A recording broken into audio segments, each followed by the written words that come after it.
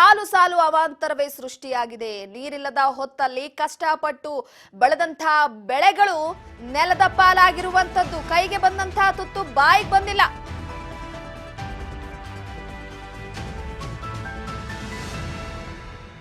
ರೈತ ಲಿಂಗರಾಜು ಈಗ ಕಂಗಾಲಾಗಿ ಹೋಗಿದ್ದಾರೆ. ಹೊಳೆನರಸೀಪುರದ ಅತ್ತಿ ಚೌಡೇನಹಳ್ಳಿಯಲ್ಲಿ ಗಾಳಿ ಮಳೆಗೆ ಗೊನೆ ಸಮೇತ ಗಿಡಗಳು ನೆಲಕ್ಕೆ ಉರುಳಿದ್ದು ಉತ್ತಮ ಬೆಲೆ ಇದೆ. ಸದ್ಯ ಈ ಬಾರಿಯಾದ್ರೂ ಕೂಡ ನನ್ನ ಸಮಸ್ಯೆ ಕಡಿಮೆ ಆಗುತ್ತೆ, ಉತ್ತಮ ಆದಾಯ ದೊರೆಯುತ್ತೆ ಅನ್ನುವಂತ ನಿರೀಕ್ಷೆಯಲ್ಲಿದ್ದಂತ ರೈತ ಲಿಂಗರಾಜುಗೆ ಮೊದಲ ಮಳೆಯಿಂದ ಅಪಾರ ಪ್ರಮಾಣದ ಹಾನಿಯಾಗಿದೆ. ಫಸಲಿಗೆ ಬಂದಿದ್ದಂತಹ ಬೆಳೆ ಕಳೆದುಕೊಂಡು ಕಂಗಾಲಾಗಿದ್ದಾನೆ ರೈತ. ಈಗ ಸಾವಿರಾರು ಗೊನೆ ಬಿಟ್ಟಿತ್ತು. ಮಳೆ ಬಂತು, ಒಂದ್ ಕಡೆ ರೈತರ ಮುಖದಲ್ಲಿ ಖುಷಿ. ಬಿಸಿಲ ಬೇಗೆಯನ್ನ ತಳಕಾಗ್ತಿರ್ಲಿಲ್ಲ ಜನರಿಗೆ, ತಂಪೆರಿತು ಅಂತ ಮತ್ತೊಂದ್ ಕಡೆ ಖುಷಿ ಪಡ್ಬೇಕಾ ಅಥವಾ ಕೆಲವೊಂದಿಷ್ಟು ರೈತರ ಬೆಳೆಯೇ ನಾಶವಾಗಿ ಹೋಗಿದೆ ಇದಕ್ಕೆ ದುಃಖ ಪಡ್ಬೇಕಾ ಅಂತ ಗೊತ್ತಾಗ್ತಿಲ್ಲ.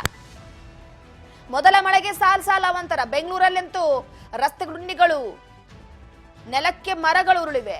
ಕೆಲವೊಂದಿಷ್ಟು ಜಿಲ್ಲೆಗಳಲ್ಲಿ ಈ ರೀತಿಯ ಅವಾಂತರ. ಪಾಪ ರೈತ ಏನ್ ಮಾಡ್ಬೇಕೀಗ?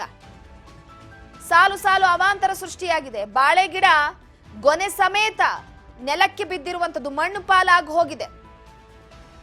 ರೈತರು ಯಾವುದೇ ಒಂದು ಫಸಲನ್ನ ಬಿತ್ತಿ ಬೆಳಿಬೇಕಂದ್ರೆ ಅವ್ರಿಗೆ ಗೊತ್ತಿರುತ್ತೆ ಆ ಕಷ್ಟ.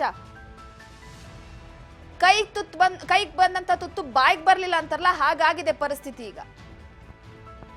ಮೊದಲ ಮಳೆಗೆ ಅವಾಂತರ ಸೃಷ್ಟಿಯಾಗಿರುವಂತದ್ದು, ಕಂಗಾಲಾಗಿ ಹೋಗಿದ್ದಾನೆ ರೈತ ಈಗ.